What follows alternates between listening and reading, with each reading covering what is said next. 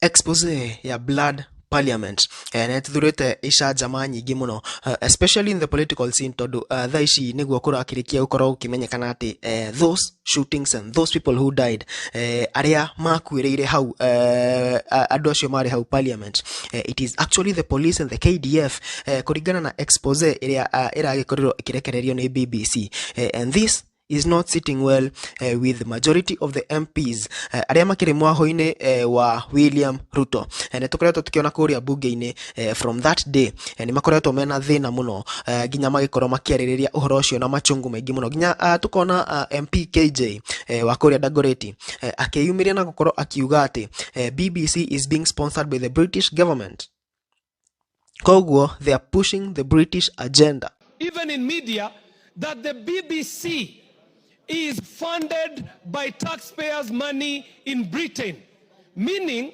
that BBC is funded to push the foreign agenda of the British people internationally, Mr. Speaker.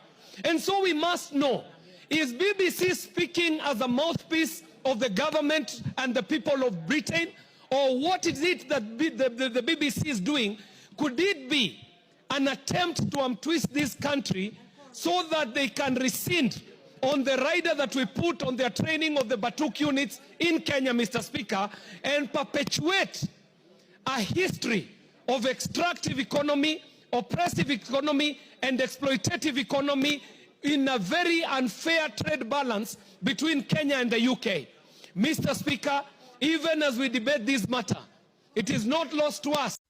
Tukoretwo tukiona abunge makiaririria ginya ati it was so unnecessary kwina kundu kungi kwina bara ginya thaa ici BBC mafati mabe mathiko mabe machunguze ku a lot of unnecessary reasonings kuma kuri abunge and tukoretwo tukiona uhoro uyu ni uramatura na njira nene muno because this story is trending na thaa ici as at today video is over 4 million views kuri BBC Africa na nitumite andu not only in Kenya but in the whole of Africa and in the whole world makoro me woke about this.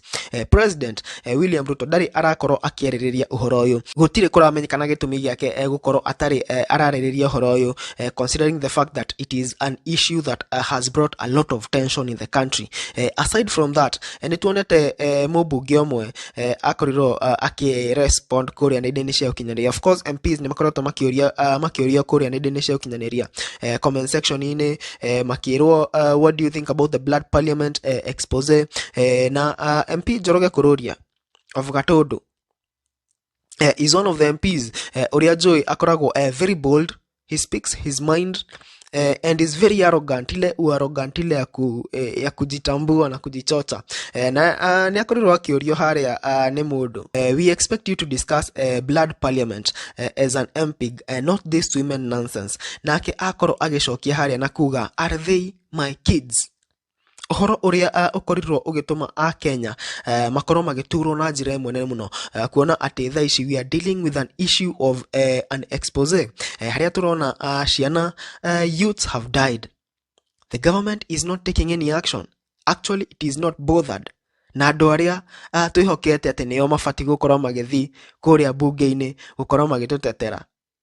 They are saying that those are not their kids.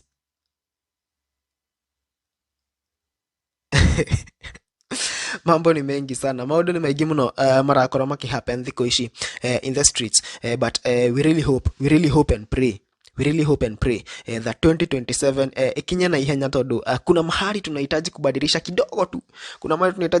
kidogo tu about the leaders that we have right now tondu not only MP Njoroge Kururia if you could listen agikon no uthikiririe abunge makiaririria uhoro ucio wa the blood parliament expose by BBC Africa ni ukuona atongoria aria me bunge-ini iyo they don't have our interests at heart completely 100%. Agikoro hena mubunge urauga ati hena bara kundu kungi ndiye niki BBC itarathi guchunguza kuiroka guchunguza Kenya. Is Kenya a joke to you? Is Kenya a joke to you? Anyway, ndiye maoni maku megiĩ ũhoro ũcio. You can comment down there and tell us what you think about that story.